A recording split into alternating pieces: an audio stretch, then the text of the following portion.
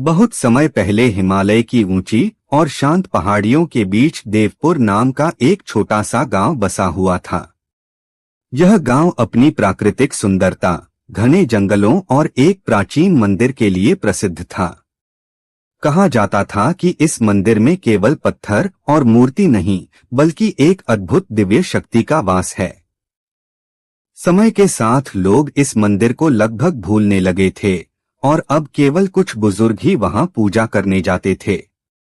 गांव धीरे धीरे अपनी पुरानी आस्था और ऊर्जा खोता जा रहा था, लेकिन मंदिर की रहस्यमयी कहानियां आज भी लोगों के मन में कहीं न कहीं जीवित थीं। इसी गांव में आरव नाम का एक छोटा लड़का रहता था, जो बहुत जिज्ञासु और सोचने वाला था। उसे हर चीज के बारे में जानने की इच्छा रहती थी। एक दिन उसने अपने दादा से पूछ लिया कि क्या सच में मंदिर में भगवान आते हैं। दादा ने मुस्कुराते हुए कहा कि भगवान हर जगह हैं, लेकिन उन्हें महसूस करने के लिए शुद्ध मन और सच्ची भावना चाहिए। यह बात आरव के दिल में उतर तो गई, लेकिन वह पूरी तरह समझ नहीं पाया। उसके मन में उस पुराने मंदिर को देखने और वहां की सच्चाई जानने की इच्छा और भी बढ़ गई। अगली सुबह आरव अकेले ही उस रहस्यमयी मंदिर की ओर निकल पड़ा। रास्ता घने जंगलों से होकर गुजरता था। चारों तरफ अजीब सी शांति थी, जैसे प्रकृति भी किसी रहस्य को छुपा रही हो। जैसे जैसे वह आगे बढ़ता गया, वातावरण और भी रहस्यमय होता गया। पक्षियों की आवाजें धीरे धीरे कम होने लगीं और हवा में एक ठंडी सी सिहरन फैल गई।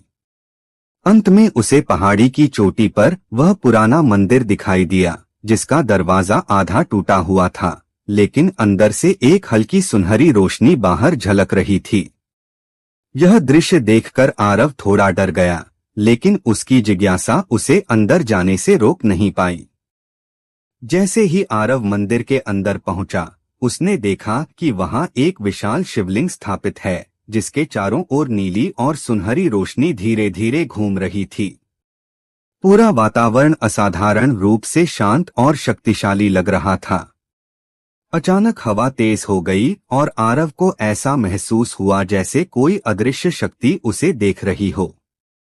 तभी एक गहरी और शांत आवाज मंदिर में गूंज उठी, तुम यहाँ क्यों आए हो? आरव डर गया और चारों ओर देखने लगा, लेकिन वहां कोई दिखाई नहीं दिया। उसने कांपते हुए कहा कि वह भगवान को देखना चाहता है। उस आवाज ने उत्तर दिया कि भगवान को